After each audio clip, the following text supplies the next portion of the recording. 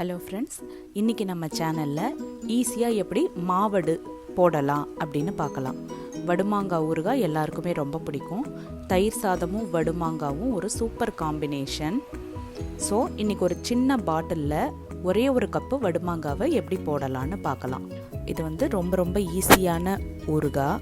இதை ட்ரெடிஷ்னல் முறையாக போடாமல் ரொம்ப லாங் ப்ராசஸாக இல்லாமல் நான் சின்னதாக ஒரே ஒரு கப்பு மாவடுக்கு எப்படி ஊறுகாய் போடலான்னு சொல்கிறேன். ஸோ சின்ன பாட்டிலில் நம்ம போட்டு வச்சுக்கலாம். இதை ஈஸியாக பேச்சுலர்ஸ் கூட போட்டுக்கலாம். போட்டுன்ட்டு ஒரு 1 month 2 monthக்கு நம்ம வெளியிலேயே வச்சுட்டு சாப்பிட்லாம். இன்றைக்கி இங்கே பக்கத்தில் ஒரு மாமரம் இருந்தது, அதுலேருந்து கொஞ்சம் வடு கிடச்சிது. ஸோ அதனால் சின்னதாக நான் போட்டுருக்கேன். உங்களுக்கு இப்போ அந்த ரெசிபியை சொல்கிறேன். ஊறுகாய் போடுறதுக்கு முன்னாடி நீங்கள் எந்த கிளாஸ் பாட்டிலை ப்ரிஃபர் பண்ணுறீங்களோ அதை ஒரு 15 to 20 minutes நல்லா வெயிலில் வச்சு எடுத்துக்கோங்க. அதனால் உள்ள வாட்டர்லாம் இல்லாமல் இருக்கும். ஸோ மாய்ஸ்ட் படியாமல் இருந்ததுனாக்க ரொம்ப நாளைக்கு நம்ம பிக்கிள் கெட்டு போகாமல் இருக்கும்.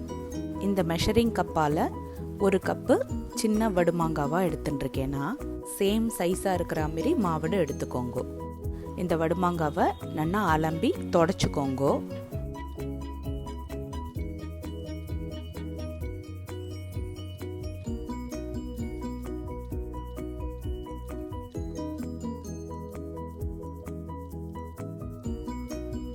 இப்போ அந்த தொடச்ச வடுமாங்காயில் விளக்கெண்ணெய் ஒரே ஒரு ஸ்பூன் நான் அப்ளை பண்ணிக்கிறேன். இதனால் சீக்கிரமாக தோல் சுருங்கிக்கும். ஸோ தோல் சுருங்கின்றதுன்னா நம்ம போடுற உப்பை அது சீக்கிரமாக அப்சர்வ் பண்ணிக்கும். ரொம்ப நாளைக்கு கெட்டு போகாமையும் இருக்கும். ஸோ நீங்கள் ஒரு 2 monthsக்கு இந்த பாட்டில் வடுமாங்காவை ஃப்ரிட்ஜில் வைக்காமல் வெளியிலேயே வச்சுக்கலாம்.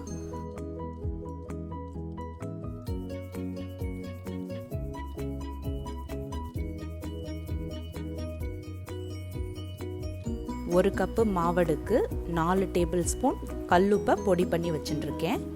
2 table spoon red chilli powder எடுத்துட்டுருக்கேன். இப்போ இந்த கண்ணாடி பாட்டிலில் நம்ம விளக்கெண்ணெய் தடவி வச்சிருக்கிற வடுமாங்காவை உள்ளே போட்டுக்கிறேன்.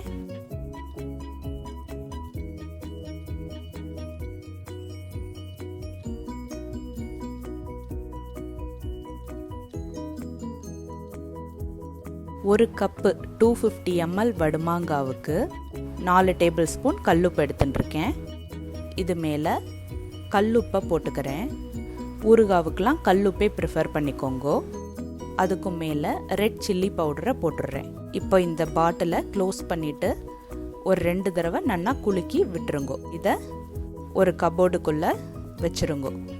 2 days கழித்து இதை எடுத்து மறுபடியும் குலுக்கி விடுங்கோ. ஓப்பனே பண்ணாதீங்கோ. இதை மறுபடியும் நல்லா குலுக்கி விட்டுருங்கோ. 2 table spoon red chilli powder எடுத்துட்டுருக்கேன்.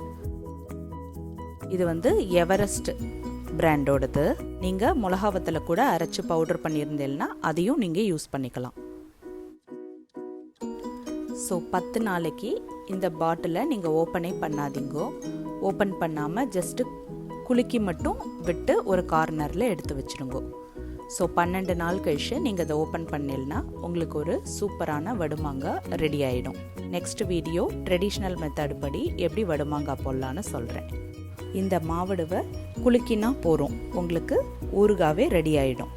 கம்மியான குவான்டிட்டி வடுமாங்காவில் இப்போ எப்படி ஊறுகாய் போடுறதுன்னு நான் சொல்லியிருக்கேன். ஸோ சீசனல் பிக்கிள்ங்கிறதுனால இப்போ இந்த கோடை காலத்துக்கு நம்ம ஒரு 1 monthக்கு இந்த வடுமாங்காவை தொட்டுக்கலாம்.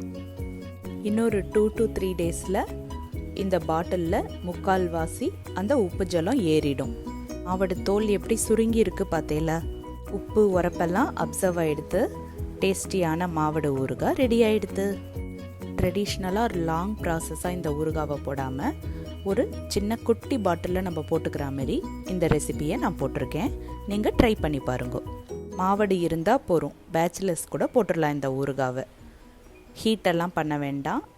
மாவடுவும் ஒரு குட்டி பாட்டிலும் இருந்தால் போதும், உங்களுக்கு ஊறுகாய் ரெடி ஆகிடும். இப்போ அதுலேயே ஜோரான மாவடு ஊறுகாய் ரெடி ஆகிடுது. தயிர் சாதத்தை ரெடி பண்ணி தொட்டுண்டு சாப்பிடுங்கோ. தேங்க்யூ.